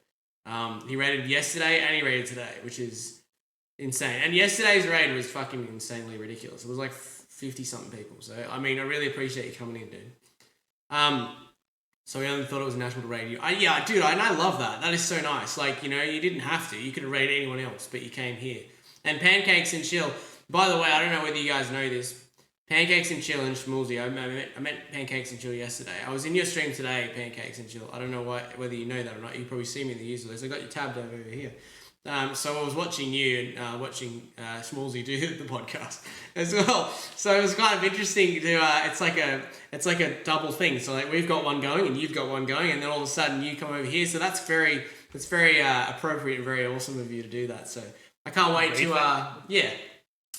Did you hear all the dick jokes? No, I'm gonna go back and watch the VOD after this because I didn't have it on off mute, but I'm gonna go watch it again. It's gonna be fun. I really appreciate you guys coming in. It's very, very nice of you. Dude, it's funny. I was talking to Schmalzy yesterday, and apparently we live super close to each other, but didn't realise. So it's a very funny thing as well. It's a small world. I'm just going to nip to the loo for 2 seconds. I'll let you do your chat. Nah, you're all good. You're all good. It's funny. And Schmalzy and I have this joke where like I'm basically his Twitch dad. So look, if you for the next podcast, expect it to be extremely inappropriate and funny because that's sort of I think that's the sort of the way we roll. So that'll be fun to do. Can't wait to do that. It will be good. I loved your vlog stuff too. That was cool. I really enjoyed watching that as well. Really want to watch that as well. Yeah, but we will go back and watch that VOD as well. In the meantime, guys, if you're not following Schmalzy and Pancakes and Chill, please go give them a follow. I'm going to give you guys another shout out as well. The Schmalz is there as well, and if you go give them a follow, I'm sure they have plenty more good content like that on the way. And I don't know a lot about Pancakes and Chill, but I'm keen to get to know her. So I appreciate you guys chilling and stopping by. Very nice. Go get some sleep and food. We'll talk soon. All good, Schmalz. All good. It's a great name as well, Pancakes and Chill. I mean, isn't it great? Like, who doesn't like Pancakes and Chill? Like, that sounds like a great time. Dude, the The amount of memorabilia you have is fucking ridiculous. And that's not even half of it. I can imagine. Like, what? No, my wife hates me for it. Half the stuff she probably doesn't even know about.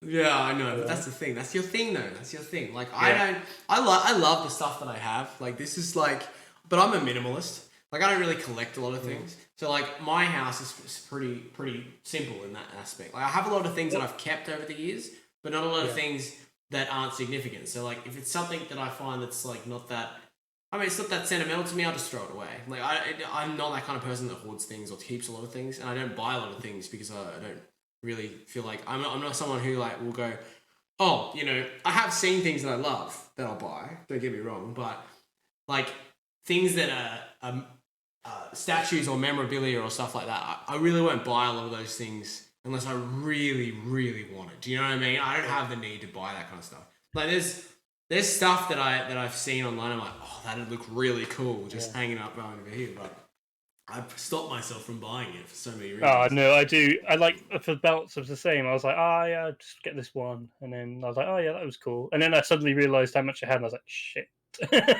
Yeah. But I've got some of them signed, and then now they're signed, and I've met them, and they signed it with me there. It kind of means more to it. So, yeah. Yeah, it's probably like if I have a flaw, that's probably it. I collect a lot of collectible stuff.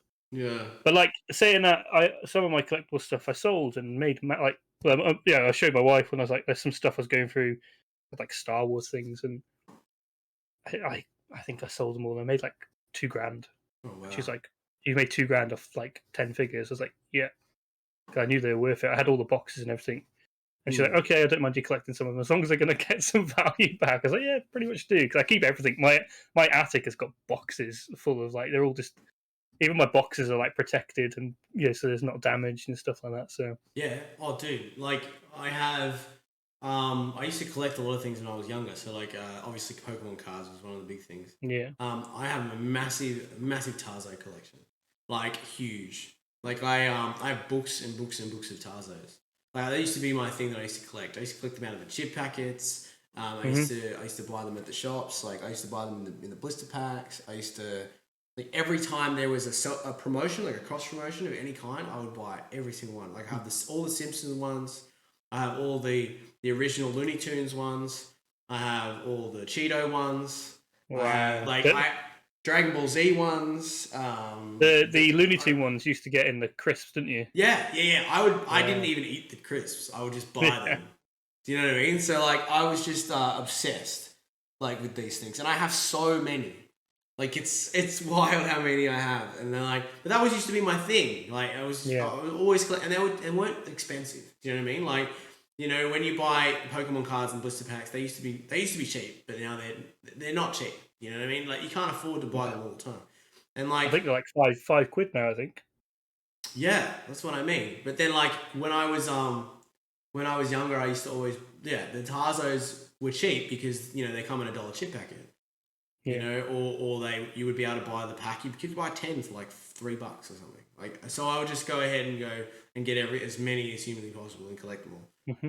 So I have all of those and like books and books of them. I don't know whether they're worth anything in sets, but like I can imagine, they're just cool to look at. Do you know what I mean? Like I love them, and they're all in plastic too. Like I put them in plastic folders. So I think it's memorable, like memories and stuff. A lot of things. Like the reason I got that NES, I probably wouldn't play that NES, but that for me is nostalgia. And I found it, and it was a reasonable price, and I know if I keep it, it's probably not gonna lose value, if anything. But it's there, and it just every time I look at that, I just feel the first time I played the NES, and it's just I just like that. That's what most of the stuff is for me. It's all like I can look back at it and go, oh yeah, I remember that, and some of the stuff, not all the stuff. Pokemon cards are just Pokemon cards there, but the belts and sort of things like that, and like consoles and things. But yeah. Do you know another one that I used to do that's gonna fucking blow everyone's mind? Crazy Bones. You remember those? I don't think I do. So Crazy Bones were like little, they're like little figurines. They're like, and I used to play a game with them where you used to like try to like knock over the other person's crazy bone.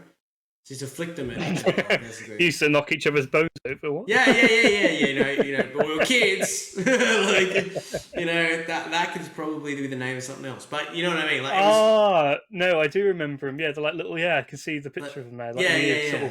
Yeah. So I have a whole bunch of them too. I have like a whole boxes and boxes of those things. Wow. They used to collect them in like single packs. You can get them like, they were like literally like 50 cents each or something. Yeah. Like you buy them at the corner store. On my way home from school, there was this corner store called Brady's, and it was on the corner near where my school was. And so I'd walk home past the corner store, and like every day, Mum would give me like a couple of bucks or whatever, and you like go in the corner store and grab. You always say to me, don't get lollies. You know what I mean? And I'm like, okay, Mum, whatever. Like, but what I did was I would just like, so instead of this is the way my brain works. Instead of spending the $1 every day that she would give me or whatever, I just keep it.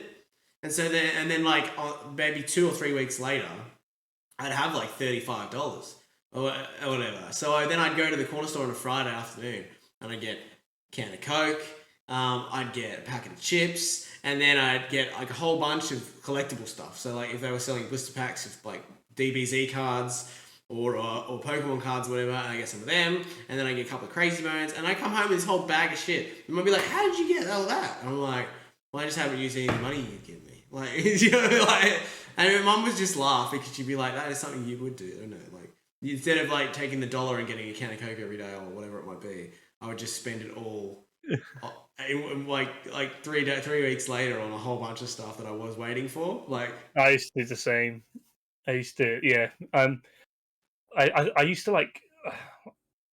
Well, I used to go to my nan's after school, and I'd have my dinner money or whatever, and I'd come home like my nan would be like, "What have you got me hungry?" And she's like, "Have you not eaten today?" I said, "No." Like, what have you dinner money? Spent on Pokemon cards. Yeah, exactly. It's like on a Friday you'd get like a canteen lunch or whatever, right? Yeah. Instead of a peanut butter sandwich, instead like I'd have to, Mum would be like, go buy us chicken burger or something. And I'd be like, oh, sick, like.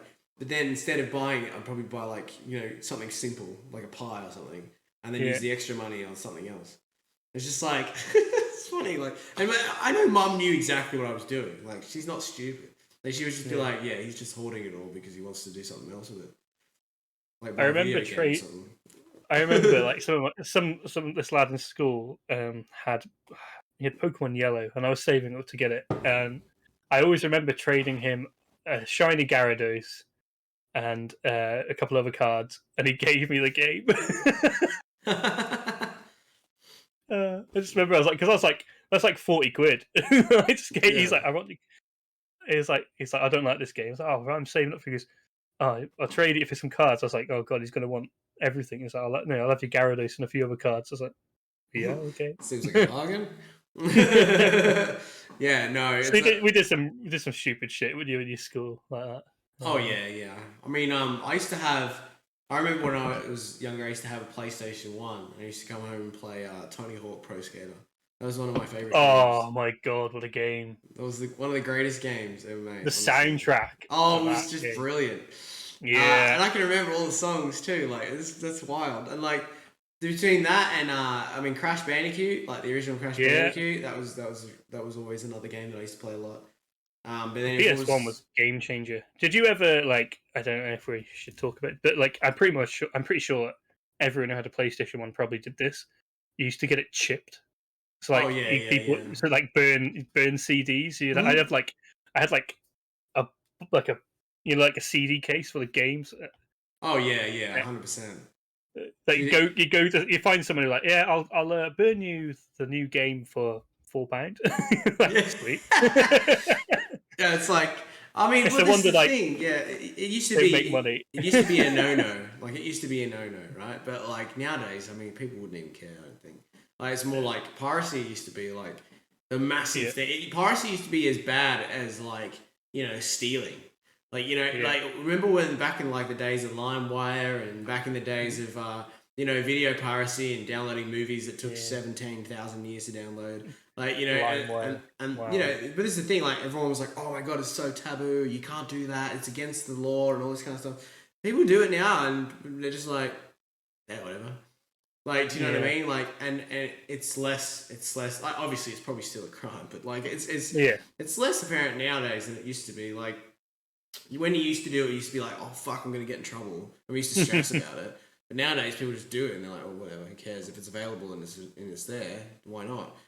So, but the things that change the game for the piracy is like things like Spotify, you know, and YouTube. Like Spotify being a monetized system, Spotify is, but also being able to use it for free is a game changer for music. Like I remember back when like you had Napster and stuff like that, and like and LimeWire, and you used to have to you know, when iPods and stuff first came out, you know, they format them so you can't download anything. So people would just be like, well, what's the alternative? You know what I mean? So you burn CDs, right? You burn CDs with MP3s. You'd have to find them somewhere, and so you download them. But the thing is, right, is that you could buy music back then was just too expensive.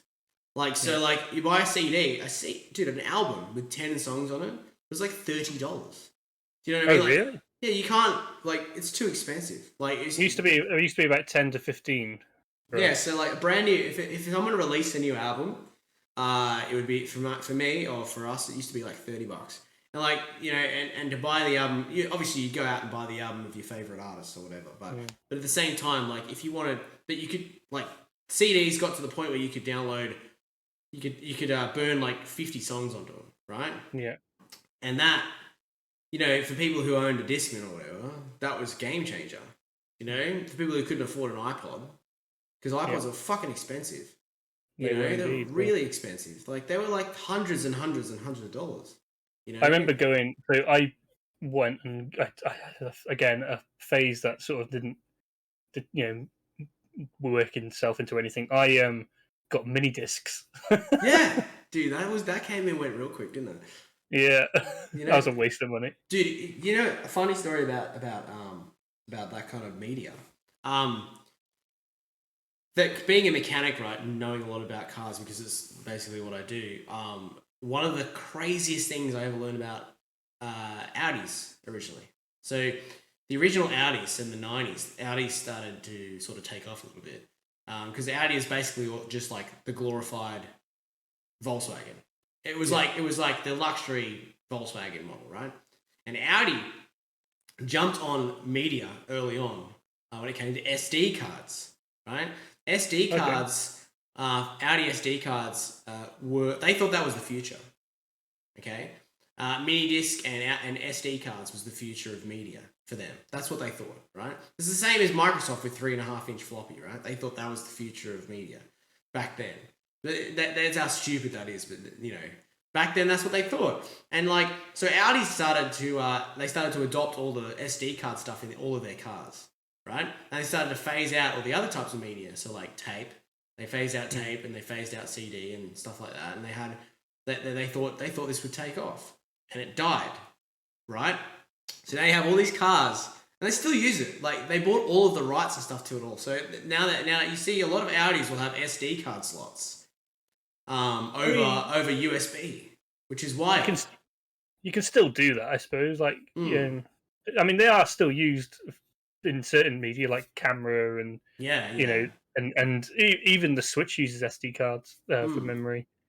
But yeah, it's the faff of having to load it all up, I guess. Yeah, I remember my first. I had a Fiat Punto. I don't know if it's still the same for you. Yeah, that was my first car, and it only had a tape player. And I had a. This is how stupid it was. I had the cassette that you popped in with the string with the aux cable you could plug into. Yeah. So like, so stupid. I used to have my portable CD player with the batteries. Yeah. And I used to plug the tape into my car, and that's how I listened to music. Yeah, dude, I had that too. I was like burning batteries. Like I used to keep rechargeable batteries as well. Dude, 100%. You have rechargeable batteries for your Game Boy. Yeah. Right? And then when it came to playing music, you have the because every car, like I remember my first car had a 97 ES300, right? Like the old like Lexus that looked like a Camry basically. And like we used to put I had a tape deck in there, and you used to put the tape deck. So you used to put the tape thing in with the cord that came out, and you used to play your MP3 player through it. It was fucking awesome. Yeah. Tape The thing is, though, that was wild technology. As soon as the tape had run out, you'd have to rewind it or take it out and turn it around. Yeah. People will never understand that. Hey? No, they will never understand. Kids these days will never remember the pain of having to rewind a videotape. They'll never know. But then it was a case like I used to just eject it and get the pencil in the middle and just 100%. It takes less time.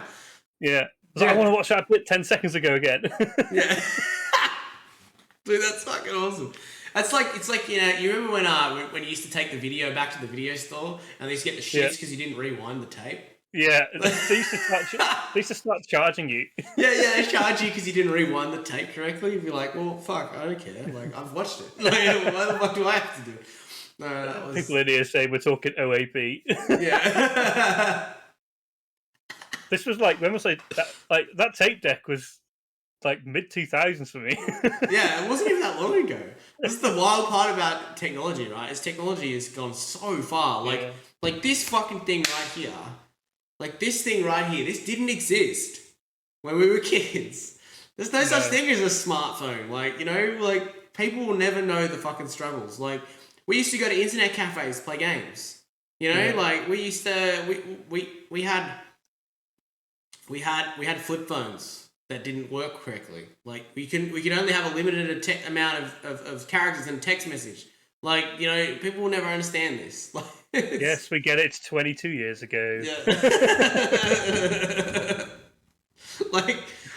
This is fucking insanely awesome to have this. This is actually you have the power of the world in your hand. Yeah. Literally, you can look up anything on this phone. Like Google will tell you. That's fucking insane.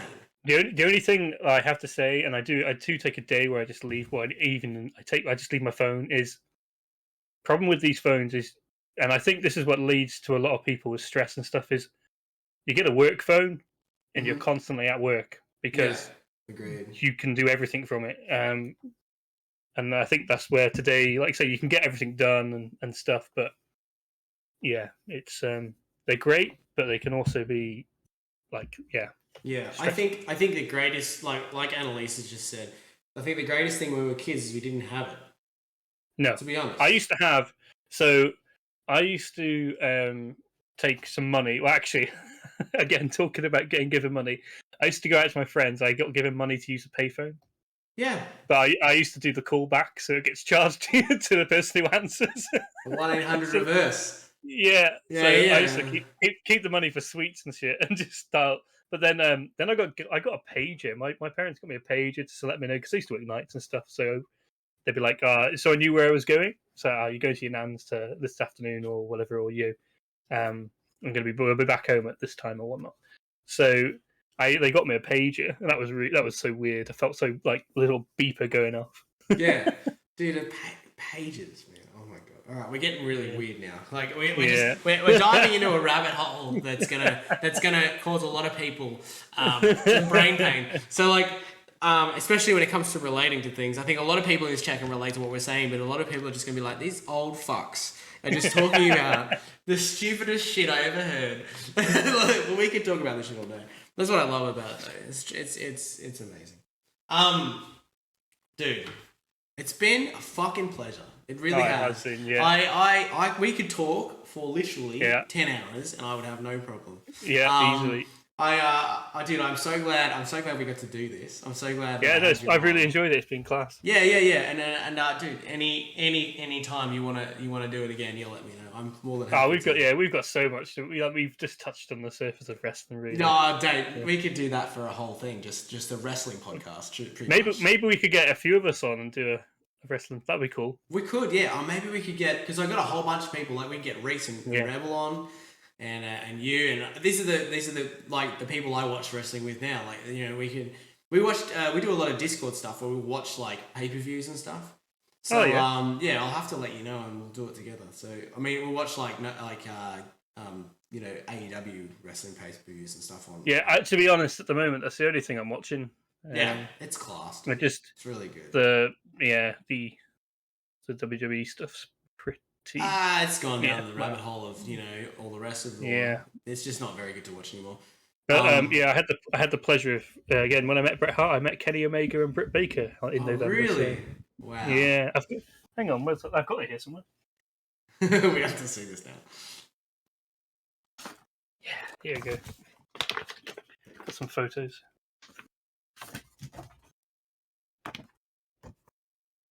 Fuck yeah. Dude, that's just sick. Honestly, like, that's fantastic. But yeah, they're really. He was really considering like it was when he the rumors of him having surgery and stuff. He was really nice guy. Yeah. No, really nice guy. So, like I said, we could talk about this forever. We really could. Before we head off though, I just want to give you like a brief my way of saying thank you and it's been very nice of you to do this. But I've really enjoyed it. I've never done a podcast before. So, podcasts are great. They're great media. Great. We listen to podcasts every day. Like it's a platform that anyone can follow. Anyone who wants to do a podcast, do it. The only way if you can do one is just to do it in the first place. You can't plan it. You can't work around it. There's some structure to it, but to be honest, like I really just enjoy it. I really just enjoy it. Why are you ending it? Everyone, to be fair, everyone seems to really enjoy it. It's been good. Yeah, I just don't want it to run too long because obviously I'll edit it up for YouTube and everything as well. So it's just one of those fun things. But before we go, I think we could talk forever. 100%. Give everyone in the community and everyone in the chat a little bit of a lowdown on what's to come in the next few weeks or the next time for you on your channel and why they should come and hang out with you. Yeah, I mean, if you've enjoyed the chat, this is me. I'm Bridges, variety streamer. My current schedule is Monday, Wednesday, Sunday. So I do 8 p.m. GMT Monday, Wednesday, and about 2 p.m. on a Sunday. Currently playing Pokemon Brilliant Diamond, Ghost of Tsushima, and then random one of the other days, really. Coming up, though, we've got all the games we talked about earlier, Pokemon, Legend of Arceus, Elden Ring, a few other things, really. One of the things I do want to get back to, I used to do a retro day, where I would just play a random retro game and just see if I can complete it in the 4 hours I have. So good. Which I called Retro Run Day, but I need to get back to that. But just if you've enjoyed it, this is the vibe you get.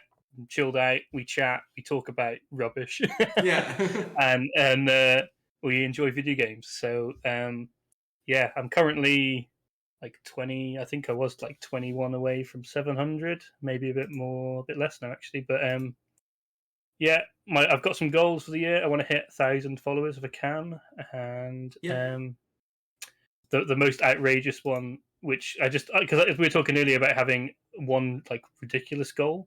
Yeah. My one ridiculous goal. Wow, we're at 683. Yeah, 17 away.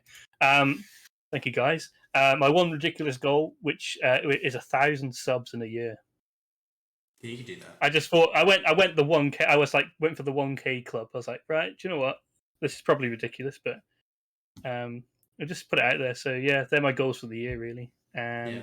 So far, luck, and I hope you create more content. But guys, you'll see me in ads channel a lot. I'm if I'm free and he's on, I'm usually in here. I've got a lot of time for you, so appreciate it, bro. Yeah, no, your content's great, and keep up the good work yourself. You'll go in places, mate. Really appreciate it, man. I'm taking you with me. Thank you very much. Guys, I hope you enjoyed it as much as I have. I really, really enjoyed it. I say, looking at some of the comments, people didn't want it to end, but we've got. I mean, I'm pretty sure you'd get bored of our talk after a while. Yeah, I mean, that's why we limit them to about an hour and a half, 2 hours. Yeah. What's Akai saying? Akai, you've tagged me. What have you done? I think he's put something in. Oh yeah, I'll bring it up straight after this. Let's have a look. I can't imagine when it's going to be. I think it's the tag team title picture that my friends meme around. All right, I'll put it up. Easy. All right, dude. It's been a pleasure. It's been great. I'll see you in chat. Yes, I'll be there, mate. Thank you very much. Pleasure as always. All right. I'll talk to you soon. Yeah, cheers, guys. Thank you very much. Bye.